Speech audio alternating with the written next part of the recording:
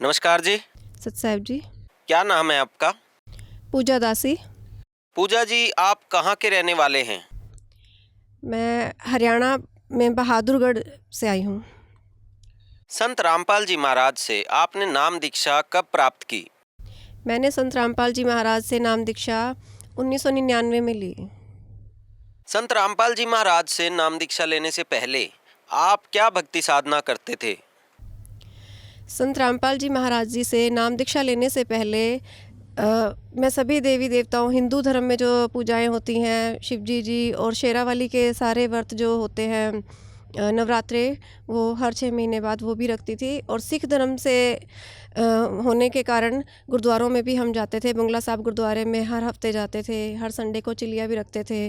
और पंजाब के जितने भी गुरुद्वारे हैं, गोल्डन टेम्पल, तरन तारण, दुख निवारण, इन सब में हम होके आए। जैसा कि आपने बताया कि आप एक सिख फैमिली से बिलोंग करते हैं और इसके बावजूद भी शेरावाली माता और शिवजी भगवान की भक्ति आप किया करते थे। यहाँ तक कि आप हर हफ्ते गुरुद्वारे में जाते थे और साथ ही साथ पंजाब के सभी गुरुद्वारों में जाते थे।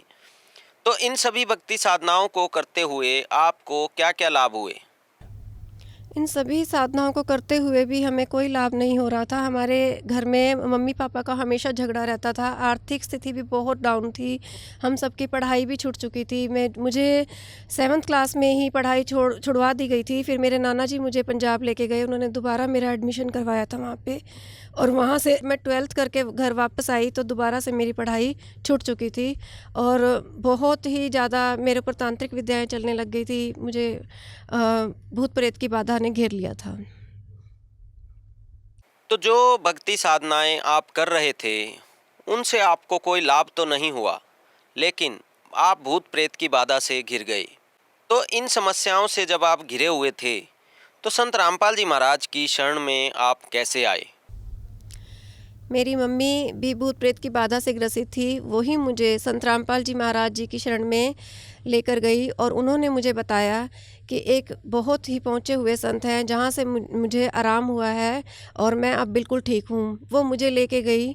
उसके बाद संत रामपाल जी महाराज जी के पास मेरा जाना हुआ और मैंने वहाँ पे सत्संग सुना। सत्संग सुनने के बाद संत रामपाल जी महाराज जी से जब मैंने आशीर्वाद लिया तो उन्होंने मुझे कहा कि बेटा, जो बाल्टी आपने पंजाब में गुरुद्वारे में चढ़ानी थी, अब वो यहाँ चढ़ा देना। तो मैं हैरान रह गई कि महाराज जी को ये बात कैसे पता लगी।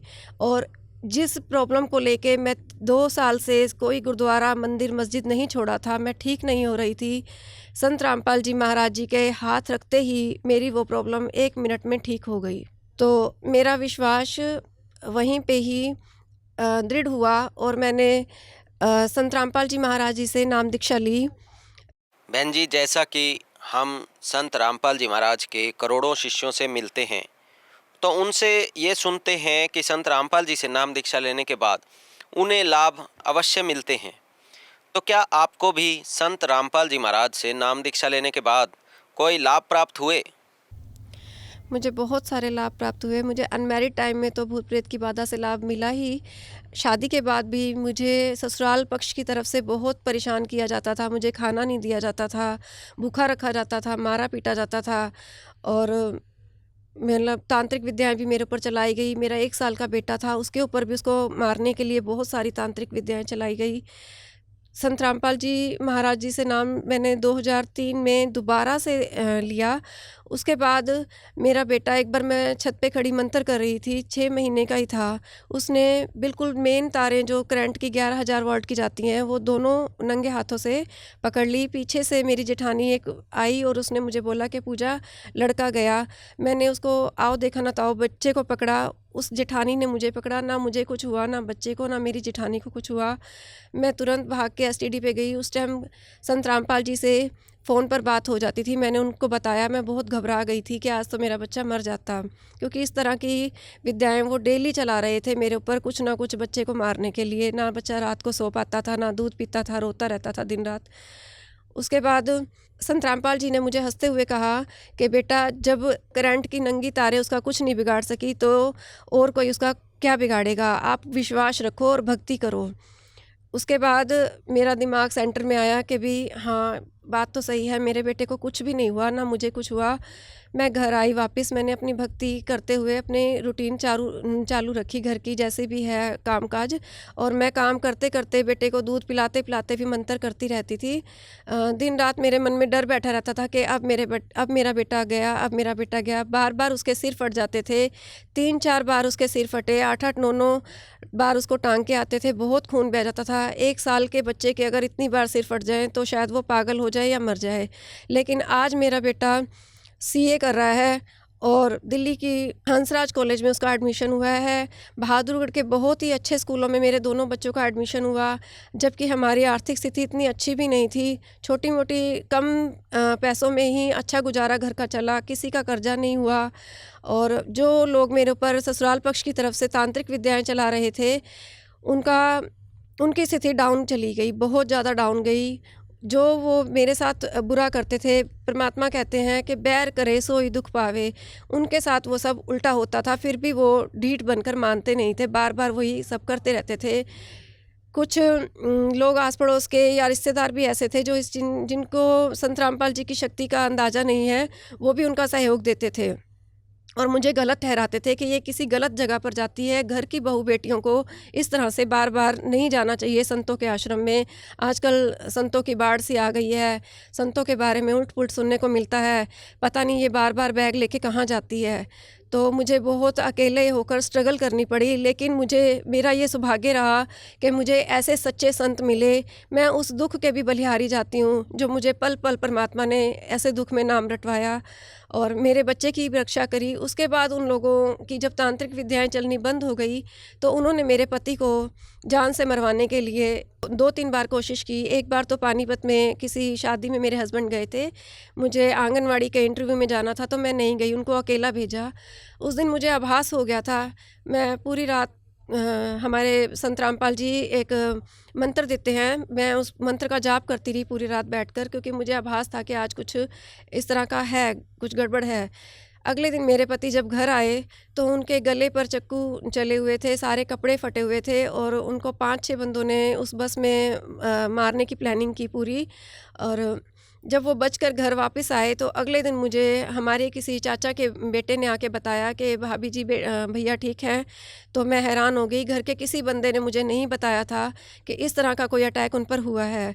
तो जब मुझे ये बात पता चली तो मुझे बहुत दुःख हुआ और मैंने संत रामपाल जी का बहुत ही आभार व्यक्त किया कि आज मेरे पति मेरी भक्ति की वजह से बचकर उनको जीवन दान मिला है और वापस आए हैं। शायद इस बात का आज तक मेरे पति को आभास नहीं है, क्योंकि वो नाम से नहीं जुड़े हुए। उसके बाद दोबारा उनके ऊपर वो फल फ्रूट मंडी में काम करते हैं, तो वहीं पर उनको ड्रिंक पिलाकर शराब के नशे में उनको मारने की कोशिश की गई। तब भी वो 9-10 बजे के करीब इसी हालत में घर आए थे। उनका सिर बिल्कुल मार-मार के टमाटर की तरह पिल-पिला कर रखा था। उस स्थिति में भी वो बचे। 6 साल पहले उनके सिर में एक्सीडेंट से काँच गया था। रात को डॉक्टरों ने उनका काँच निकाल दिया था, पट्टी-वट्टी करके उनको भेज दिया था। अगले दिन भी हमने डॉक्टरों से सैटिस्फाई किया कि इनके अंदर काँच रह तो नहीं गया। डॉक्टरों ने मना किया कि नहीं, अब बिल्कुल क्लियर है। उसके बाद वो ठीक चल रहे थे। अचानक 6 महीने पहले वो काँच फूट के बाहर निकला। हमने सीटी स्कैन करवाया तो आधा काँच अंदर था, आधा बाहर था। तो डॉक्टरों ने उनको हल्का सा कट लगा के उस काँच को निकाला और उनकी जान में जान आई। उन्होंने संत रामपाल जी को प्रणाम किया और उनका शुक्रिया किया कि मेरे को उन्होंने खुद भी ये बात कबूली कि तेरी ही भक्ति के कारण मैं बार-बार बचकर घर वापस आता हूँ। और मेरे ससुराल पक्ष की तरफ से जहाँ मुझे खाना भी नहीं दिया जाता था, परमात्मा ने उन्हीं के हाथ से मुझे 100 गज का मकान बनवाया उनके हाथ से। बाद में मेरी सास जब मैं ठीक हो गई तो मुझे खुद कहती थी कि पता नहीं मेरी कहाँ मत मारी गई थी, मैंने तुझे मकान बना के दिया। तो मैं परमात्मा को याद करके बहुत हँसती थी कि ये मुझे निकालना चाहते थे और परमात्मा ने इन्हीं के हाथ से मुझे मकान बनवा के दिया। तो परमात्मा ने जो मेरी पढ़ाई छूट गई थी, तो मुझे इस चीज़ का बहुत अफ़सोस रहता था कि मेरी पढ़ाई पूरी नहीं रही। भूत-प्रेत की बाधा के बीच में तो मैं जॉब करने का मुझे रहता था कि बच्चों की पढ़ाई है तो मैं जॉब करूँ। टीचर बनने का मुझे बहुत सपना था, तो मैं किसी भी स्कूल में इंटरव्यू देने जाती थी, कोई भी मेरी डिग्री नहीं पूछता था, मुझे ले लेते थे। ये मेरे साथ बहुत बड़ा चमत्कार हुआ।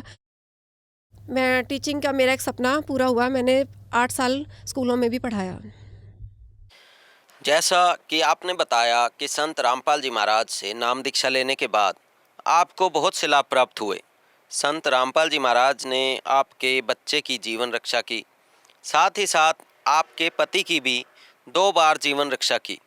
तो जो श्रद्धालु आज आपको देख रहे हैं, आप उन्हें क्या संदेश देना चाहेंगे? मैं सभी जगत के लोगों को यही संदेश देना चाहती हूँ कि संत रामपाल जी इस पूरी पृथ्वी पर एकमात्र ऐसे संत हैं जो सच्ची साधना देते हैं। सद्ग्रंथों के, हमारे हिंदू धर्म के और जितने भी सद्ग्रंथ हैं, जितने भी धर्मों के, उनके अनुसार भक्ति, सद्भक्ति करवा रहे हैं। कृपा पढ़ा लिखा समाज है, अपने सभी सद्ग्रंथों को खोलकर उनके द्वारा लिखी गई पुस्तकों से मैच करें और जल्दी से जल्दी अपना जीवन सफल बनाएं। बहन जी, संत रामपाल जी महाराज से नाम दीक्षा कैसे प्राप्त कर सकते हैं? अब तो बहुत सारे यूट्यूब पर भी चैनल हैं, न्यूज़ चैनल है।